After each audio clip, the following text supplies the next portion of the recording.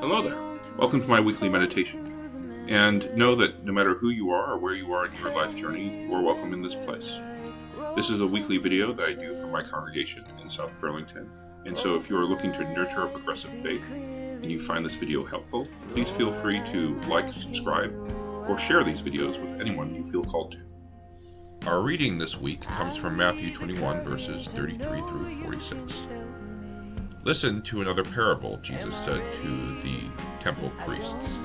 There was a landowner who planted a vineyard, put a fence around it, dug a wine press in it, and built a watchtower. Then he leased it to tenants and went to another country. When the harvest time came, he sent his slaves to the tenants to collect his produce. But the tenants seized his slaves and beat one, killed another, and stoned another. Again, he sent other slaves, more than the first, and they treated them the same way. Finally, the landowner sent his own son to them, saying, "They will respect my son." But when the tenants saw the son, they said to themselves, "This is the heir.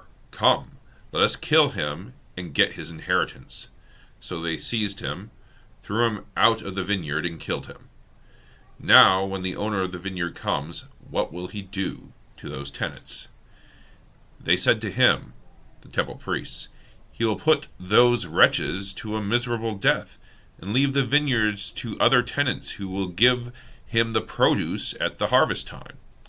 Jesus said to them, "Have you never read in the Scriptures, the stone that the builders rejected has become the cornerstone? This was the Lord's doing, and it is amazing in our eyes. Therefore I tell you, the kingdom of God will be taken away from you and given to a people that produce the fruits of the kingdom. The one who falls on this stone will be broken to pieces, and it will crush anyone on whom it falls." When the chief priests and the Pharisees heard this parable, they realized that he was speaking about them. They wanted to arrest him, but they feared the crowds, because they regarded Jesus as a prophet. Well, brothers and sisters, we are in another reading from Matthew. Eventually, the lectionary will move on to another gospel, but right now we're going to continue on with Matthew.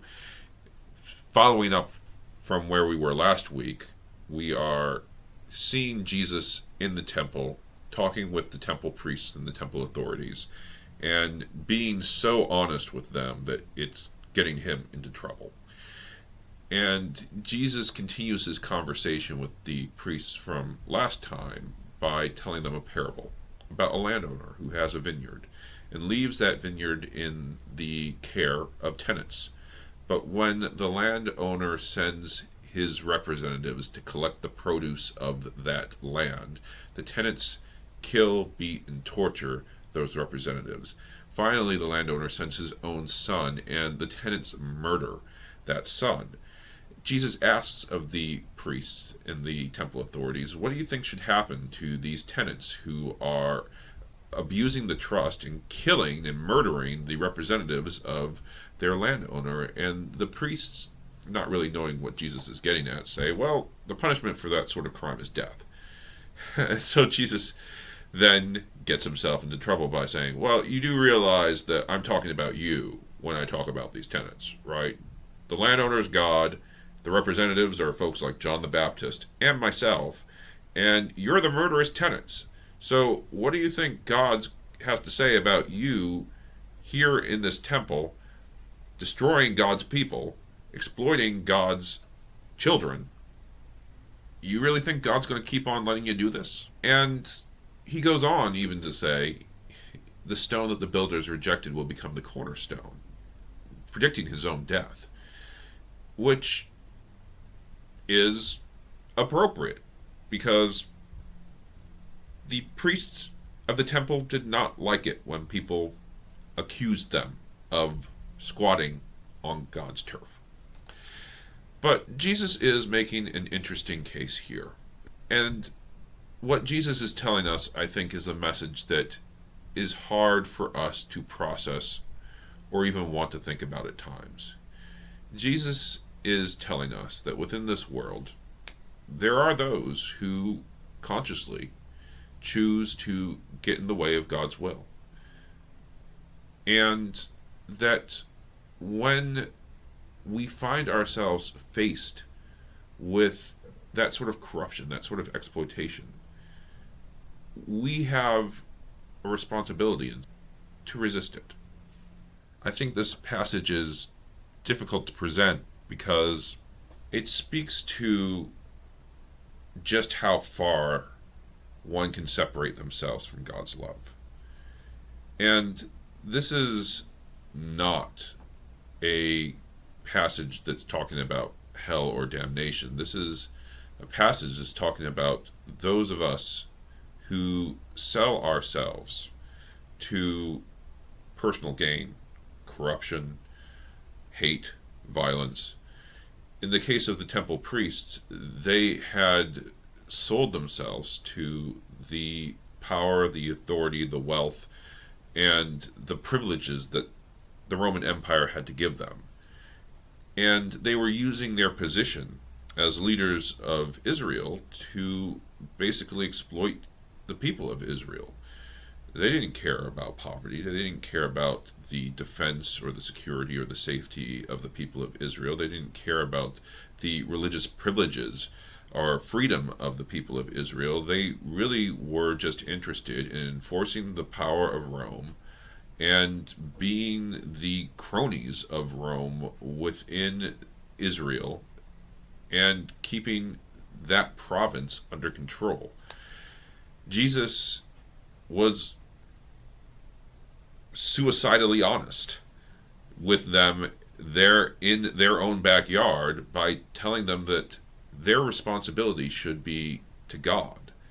They should not be harming God's people. They shouldn't be harming the representatives of God who are telling them that they need to be doing a better job, because what they are doing by exploiting their role as tenants of God's children within Israel is they're keeping God's love from getting into the world. They were making themselves enemies of God, is what Jesus is basically saying. And he was telling them there in the temple that he had a responsibility to say something and to get them out of those positions of authority so that people with more responsibility could get in there and start doing good. So corruption is nothing that we are not unfamiliar with here in the 21st century. I think that what's really contentious here in our time is that we have different understandings and perceptions of what corruption is and where that corruption is coming from. I think that for many people within the Progressive Church, we see January 6th and the insurrection that happened there as a result of the same type of greed, the same type of corruption that brought Jesus to the temple to confront the priests back then in his day and age. And I think that we can see all around the world that this story sort of repeats itself. In particular, I would call out what's happening in Sudan right now with the two warlords that are fighting with one another. I find that they embody these tenets that Jesus is talking about, because here you have these two military leaders who joined with the people of Sudan, promising that they would bring peace and stability and democracy, but broke that promise and now are tearing their country apart and brutalizing their people. That sort of broken promise, I feel, is a part of the sting that really made it so what Jesus was saying there in the temple was controversial. These priests, these elders, these temple authorities were entrusted to do God's work on earth. And Jesus recognizes that. Jesus recognizes them as a part of his community. He recognizes them as the people that we should be able to put our trust in. And there are many people within our society whom we should be able to put our trust in, but time and time again fall to the temptations of corruption. And I think what Jesus really is showing here is that when that happens, we do, as a community, have a responsibility to step in and do something about it. We have a responsibility to point out the corruption. We have a responsibility to stand up to the corruption. And Jesus puts forward the most extreme example. We have a responsibility to put ourselves on the line to end that corruption, because that corruption doesn't just hurt a select group of people, it hurts us all. It destroys the world in which God created for all people. And so, how do we do that? I think we're really struggling to stand up to corruption within this world, because the powers that are put against us are so strong that we as individuals cannot handle it alone. This is exactly where Jesus tells us that faith, the church, and the love that binds us together is the most important thing. Because Jesus understood that he himself, walking into the temple, saying the things that he was saying, would not bring change to the corrupt systems that were happening in Jerusalem. The thing that kept the temple priests from killing him right there on the spot were the people that he had surrounding him. It was the crowd of believers who believed Jesus to be a prophet, who knew that what he was saying was the will and the love of God. Jesus understood that if we are going to confront the forces of corruption within this world, we need to find a way to come together. We need to find a way to end the division that keeps us from uniting in our own common interests, and to let love turn us into a force that can right the injustices in this world. And so, where does that put us? Well, right now it seems like corruption's getting a free pass because we are so divided. And that really, I feel, is the strategy that those who are exploiting our society is using.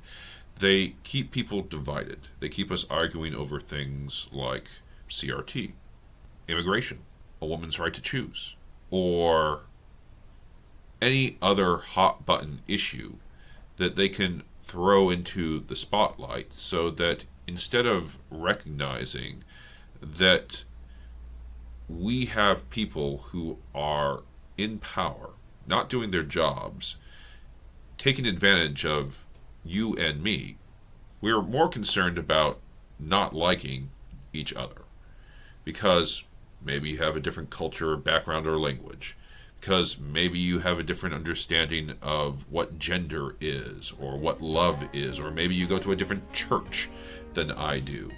There are so many reasons we could have to dislike one another, but Jesus tells us that those reasons really should not be keeping us from loving one another. If we wish to truly tear down those things that are keeping God's love from getting within the world, we have to find a way in which we can come together. We need to find a way in which we can address the corruption that is within our lives. And honestly, I think that you got to do it from the bottom and you work your way up. Because I put forward the church as one of those institutions that's supposed to fight corruption within the world, but the church itself is full of corruption. And there are many congregations that fail to come together and to address that corruption or to do anything about it in any meaningful way.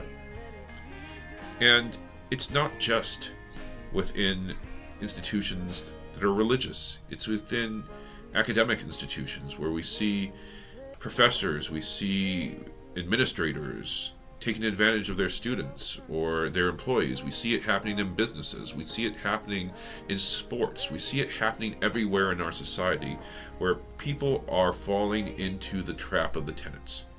They're turning themselves into adversaries of the positions that they're supposed to be in. And they're destroying our communities and our societies and our lives because of it. I think what Jesus is calling us to do here, within our communities, within our own settings, within our churches, within our homes, within our neighborhoods, we need to prioritize love first. We need to be willing to overcome the differences of our neighbors. We need to be like that crowd that was listening to Jesus talking to the priests of the temple, and to recognize where our common good lies. With the love of God, by supporting each other, and by resisting those things that would stand in the way of God's love, getting to earth and getting to God's children. Amen.